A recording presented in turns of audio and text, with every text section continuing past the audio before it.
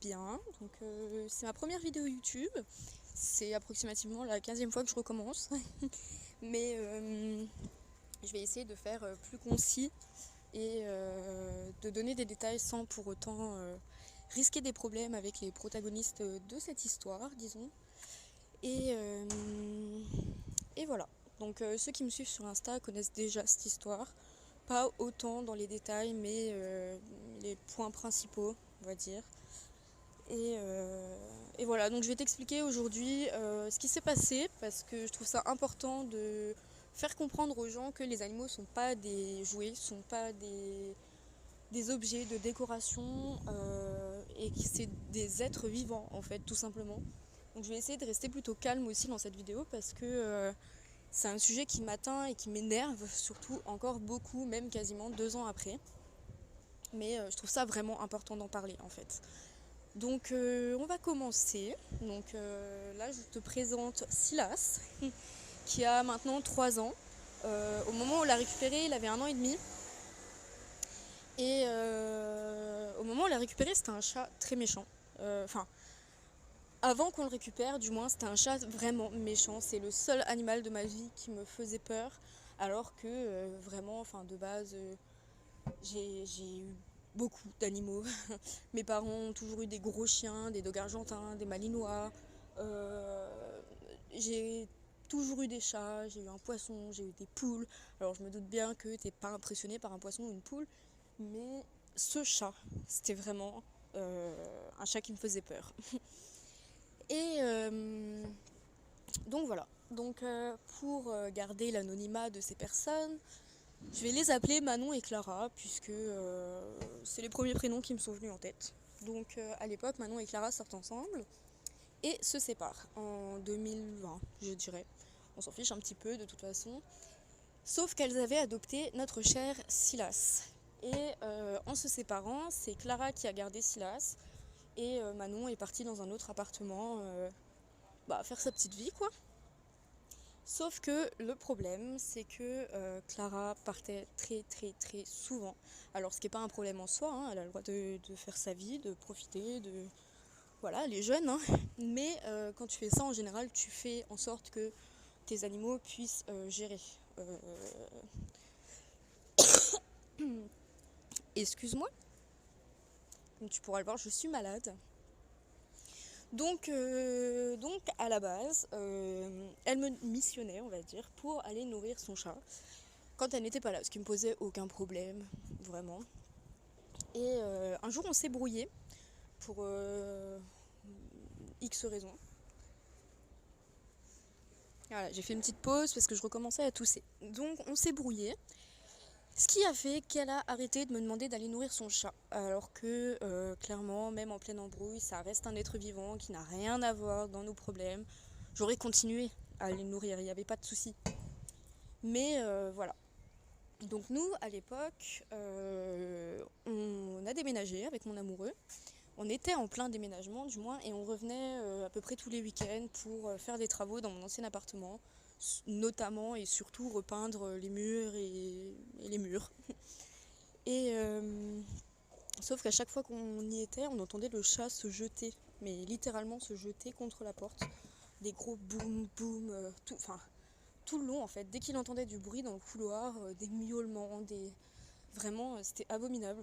Donc j'envoie un message à Manon pour lui demander si elle passe nourrir le chat de temps en temps quoi. Qu'il ait un minimum de présence puisque j'avais appris que Clara partait plusieurs jours d'affilée. Donc là on commençait à trouver ça inquiétant avec mon amoureux.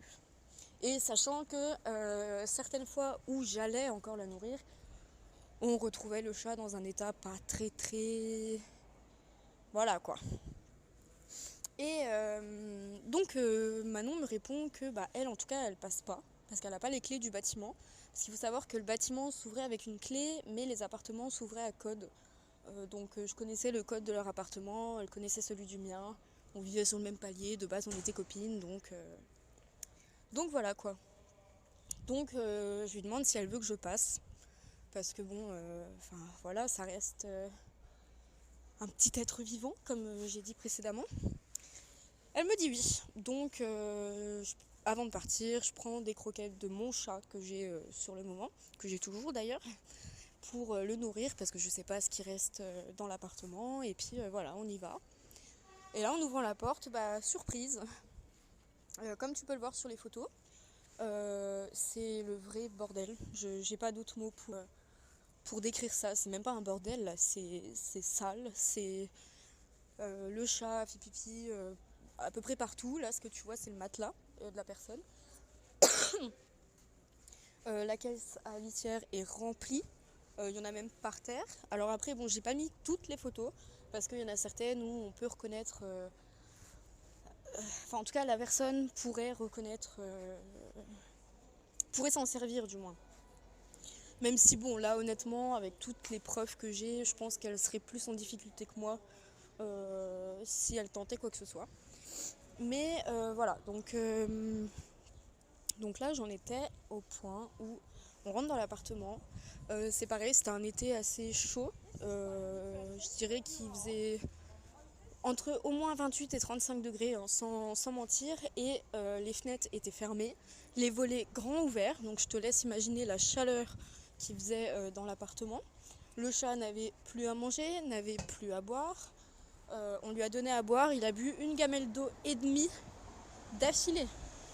Alors que normalement, si t'as un chat, tu sais que voilà, il boit en mangeant, il boit quelquefois dans la journée, à la limite s'il est aux croquettes ou qu'il mange des choses assez sèches, mais jamais il va boire une gamelle d'eau comme ça d'affilée.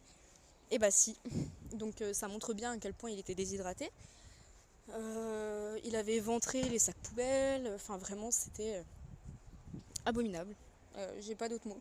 Et en plus de ça, lui qui normalement est un chat assez haut et assez gros, là pour le coup, on voyait ses côtes. Et pareil, le fait est que normalement, comme je t'ai dit précédemment, c'était un chat assez méchant, assez solitaire, assez... On pouvait pas trop l'approcher. Mais alors là, il venait des câlins, il venait se frotter. Ça se voyait que vraiment, ça faisait plusieurs jours qu'il était pas accompagné, quoi, qu'il était pas bien. Et ce qui fait que donc au début avec mon amoureux, on l'a nourri, on l'a abreuvé et on est reparti parce qu'on savait pas quoi faire. Et mais franchement, ça nous prenait la tête, on y réfléchissait, on se disait mais est-ce qu'on le prend? Est-ce que on appelle la SPA? Est-ce que on appelle la police aussi? Mais non, vraiment, on savait pas. Et le fait de devoir le prendre, au début, c'était inimaginable pour nous parce qu'on avait déjà un chat. On venait tout juste d'emménager en plus, donc on avait bien dit à la propriétaire qu'on n'avait qu'un chat. Et puis, même niveau caractère, j'avais peur que ça passe pas entre les deux.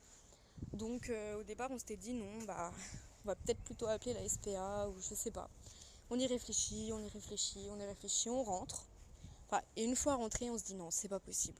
On peut pas le laisser. On peut pas.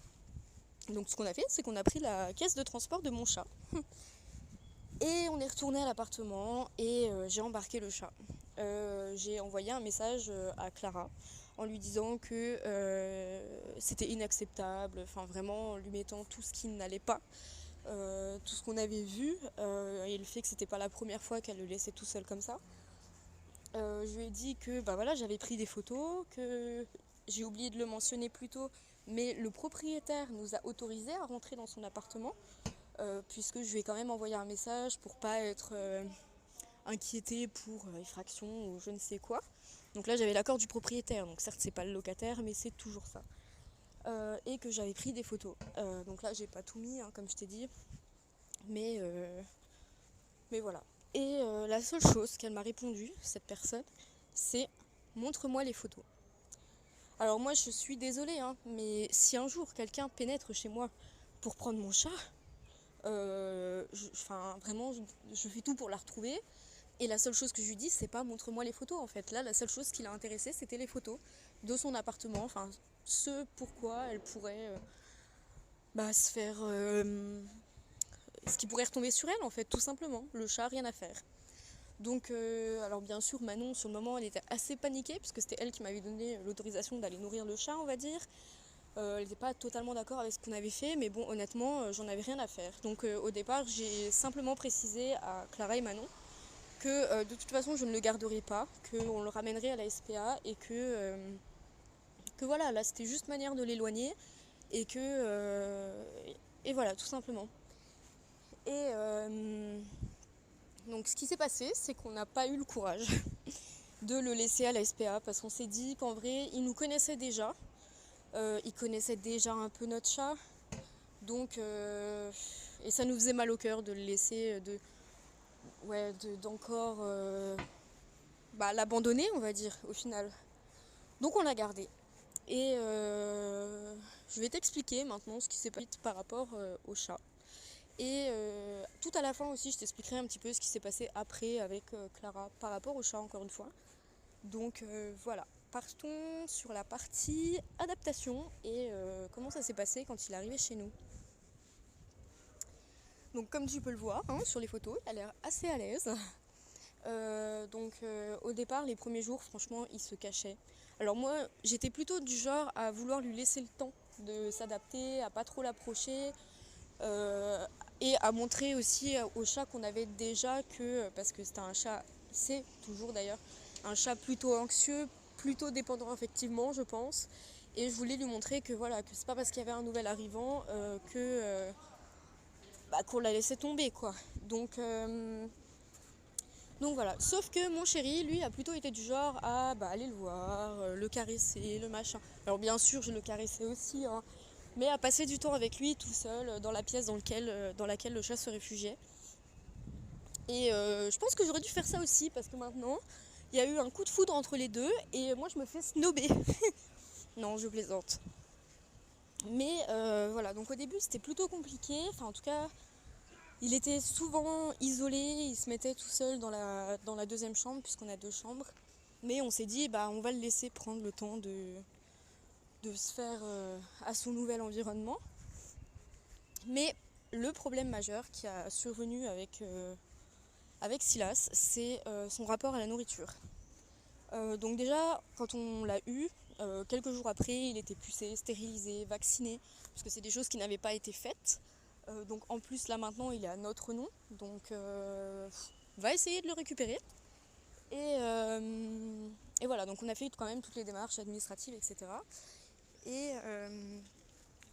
voilà, on s'est vite rendu compte qu'il y avait un problème avec la nourriture. Alors au départ, on le laissait faire, parce qu'on se disait il a tellement dû être restreint ces derniers temps que voilà, là il se rattrape un peu et puis voilà quoi. Sauf que le problème n'est toujours pas résolu. 1 an et demi après, alors merci Clara, je te remercie très très fort pour avoir littéralement niqué la vie de ce chat. Donc en fait ce qui se passe c'est qu'il se gave littéralement de nourriture pour ensuite tout revomir. Et il croque pas, donc il revomit les croquettes entières. Et c'est pas bon en fait, c'est pas bon pour lui, c'est pas bon pour ses dents, c'est pas bon pour son estomac, c'est pas bon pour plein de choses. Donc on a essayé différentes techniques au fur et à mesure du temps, dont je t'expliquerai peut-être dans une autre vidéo si ça t'intéresse, les différentes techniques utilisées, mais pour l'instant la seule qui fonctionne, c'est la gamelle anti-glouton. La gamelle anti-glouton et la balle distributrice, disons, de croquettes. Ça a pas mal aidé aussi. Et on le rationne, plusieurs petites portions adaptées à son poids par jour. Et voilà, donc on limite les dégâts, disons, puisque ça arrive encore qu'ils vomissent ce qu'ils mangent, qui continue de se gaver, et toute la journée, vraiment, même quand il mange, tu peux lui donner à manger, 5 minutes après, il va revenir miauler. La nuit, il ouvre les placards pour aller chercher de la nourriture. Il mange tout ce qu'il trouve, donc il faut faire vraiment attention à ne pas laisser de choses comestibles, ou parfois même pas comestibles, à sa portée. Donc bon, l'avantage quand même, c'est qu'il saute pas très très haut, donc on peut assez facilement mettre les choses bien en hauteur et en sachant qu'il n'y aura pas accès. Mais c'est un problème qui se règle pas, qui dure depuis 1 an et demi. Et c'est dangereux pour lui en fait. Et un jour ça lui portera préjudice, et ça on le sait. Donc, donc voilà. Et donc avec l'autre chat, elle l'a très vite maté, dressé. Elle lui a vite fait comprendre que voilà, elle était là avant et que. Alors il n'y a jamais eu de conflit entre les deux, il n'y a jamais eu de. Enfin si, il y en a eu des conflits. Mais disons, jamais eu de conflit suffisamment important pour qu'on doive les séparer. Euh, ou pour lesquels on se dise bah non en fait on peut pas les laisser tout seuls tous les deux, ça va poser problème. Non franchement je pense que alors c'est sûr que c'était pas l'amour fou dès le départ, ça l'est toujours pas je pense, mais ils se tolèrent. Maintenant je pense qu'ils s'aiment quand même, parce que quand il y en a un qui va chez le vétérinaire ou qu'il y en a un qui, ça arrive des fois qui tousse, ou voilà, enfin dès que il y a un problème avec un, on voit l'autre qui se dirige automatiquement vers tel ou tel chat et qui semble s'inquiéter en tout cas. Donc non, je pense qu'ils s'apprécient réellement quand même, sachant que maintenant la femelle des fois lui fait même la toilette. Et j'ai cru comprendre qu'ils faisaient ça uniquement avec les gens ou personnes ou animaux du coup, qui considèrent comme faisant partie de leur famille. Donc c'est vraiment un très bon point. Et donc voilà, je pense que j'ai évoqué un peu... Ah, et sa relation avec nous, du coup. Alors pareil, il aura fallu du temps avant qu'il se laisse réellement caresser, avant qu'il se laisse porter, même si ça en soi c'est pas une nécessité, mais avant qu'il nous fasse confiance aussi. Mais c'est sur la bonne voie, c'est même vraiment sur la bonne voie. Enfin, comme tu peux le voir, là il est couché dans mes bras, enfin il se laisse aller complètement là où il s'allonge. Bon, il vient souvent demander des caresses, mais c'est souvent pour avoir à manger. Mais bon, on est quand même content de lui faire ces caresses. Et voilà en fait, enfin, c'est devenu un gros pépère. Vraiment, il a plus jamais fait. Alors bon, si je crois que c'est arrivé une fois, mais sinon il a plus jamais fait preuve de méchanceté, de violence. L'étincelle bizarre qu'il avait dans les yeux avant, et je ne mens pas, hein, il avait vraiment un regard vicieux. Elle a disparu. Alors maintenant, il a un regard un peu vide des fois. Franchement, on se demande à quoi il pense. Mais voilà, la violence a complètement disparu. Il n'a jamais fait preuve de violence avec qui que ce soit euh, depuis qu'il est à la maison.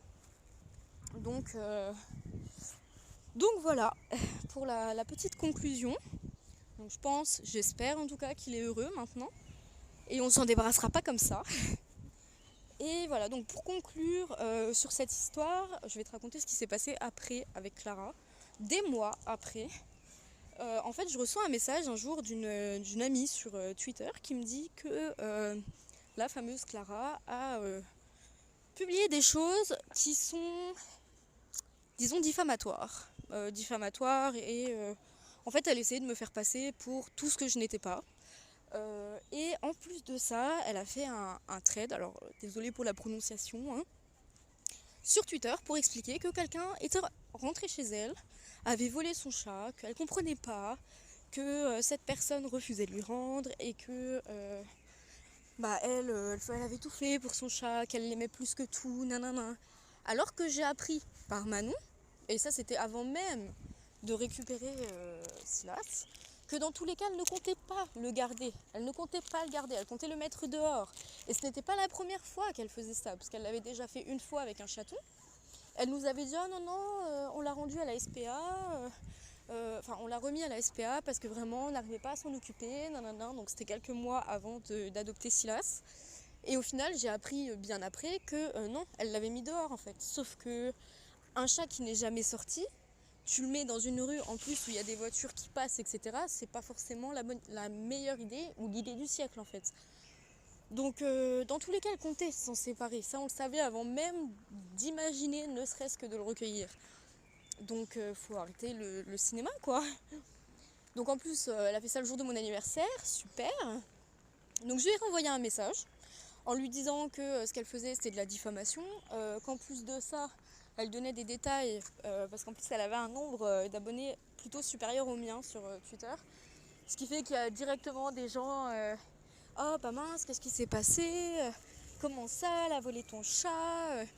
à lui donner des ressources, on va dire, de choses qu'elle pourrait effectuer si vraiment il n'y avait pas eu de problème avec son chat et que on l'avait juste réellement volé en fait. Et je commençais à avoir un petit peu peur qu'elle envoie ses abonnés sur ma tronche. Donc je lui ai envoyé un message en lui disant voilà, que si elle continuait comme ça, j'irais porter plainte, que de toute façon j'avais toujours les preuves à propos de ce qui s'était passé avec son chat et je les garde toujours précieusement. Hein. On sait jamais, ça peut toujours servir. Qu'elle avait plutôt intérêt à supprimer, donc on était vendredi soir, ses posts sous 48 heures, parce que sinon lundi j'irais porter plainte. Et voilà, je lui ai fait tout un pavé d'explications, disons. Dans les 20 minutes qui suivaient, tout avait été supprimé. Voilà, donc encore une fois, la preuve que... moi je sais pas, je suis de bonne foi, j'ai rien à me reprocher, je supprime pas, au contraire. Même limite, je fais des captures d'écran de la conversation avec la personne et je les publie. Genre regardez ce qu'elle ose en plus m'envoyer après m'avoir volé mon chat. Enfin vraiment, je ferais un scandale. Et pas une fois, elle a demandé des nouvelles de son chat, même à ce moment-là. Et enfin voilà, je pense que là j'ai tout raconté. Donc pour conclure cette vidéo de parlotte qui dure déjà depuis 21 minutes, je voulais juste te dire qu'avant de prendre des animaux, sachez que c'est une grosse responsabilité, qu'on ne peut pas se permettre de les laisser tomber en fait, parce que voilà, c'est des êtres vivants, c'est pas des peluches, qu'il faut prendre conscience que si jamais vous partez, si jamais vous déménagez tout simplement, faites appel à des personnes de confiance, faites appel à des associations, faites appel, restez pas toute seule dans cette situation et surtout ne le foutez pas dehors. Un animal domestique qui termine dehors, en général, ça finit mal pour lui. Que ce soit à cause de bagarres, de malnutrition, de maladies. Là, en plus, son chat n'était même pas vacciné, donc il peut choper n'importe quelle maladie de transmissible entre chats, et voilà quoi. Et en plus, cette personne-là, quand on a vu qu'elle commençait à moins s'occuper du chat, avant même qu'on soit en conflit, on lui avait proposé de se charger des démarches pour elle. Il n'y avait pas de problème et c'était de bon cœur qu'on lui avait proposé. Mais non. Elle a préféré ne pas le nourrir, le laisser sous une chaleur. Franchement, et honnêtement, je pense que si on n'était pas intervenu, le chat il aurait pas tenu une semaine de plus. Et encore, je dis une semaine, je suis bien gentille. Donc voilà, tout ce que je peux vous dire, c'est faites attention à vos animaux, réfléchissez bien avant d'en prendre, n'en prenez pas juste parce que vous avez besoin de compagnie dans votre vie, parce que le jour où vous allez trouver quelque chose qui vous apportera plus de bonheur, vous allez faire quoi? Vous allez laisser le chat de côté? Ou le chien? Ou votre poisson? Ou j'en sais rien? Bah non, c'est pas comme ça que ça marche, donc est-ce que vous feriez ça avec vos enfants? C'est ça qu'il faut vous dire, c'est que réfléchissez autant pour votre animal que pour vos enfants ou vos futurs enfants. Vous feriez pas un enfant pour l'abandonner 2 ans plus tard si vous en faites un autre ou si vous avez besoin de partir en vacances. Donc voilà, c'est tout ce que j'avais à dire, tout ce que j'avais à extérioriser, disons. J'espère que la vidéo ne va pas être trop longue, que vous m'entendez quand même plutôt bien et que ça va vous intéresser. Bon, même si c'est pas le cas, c'est pas grave, j'aurai blablaté pendant 25 minutes. Et voilà, donc prends soin de toi, fais au mieux dans ta vie surtout, c'est important. Et puis à bientôt.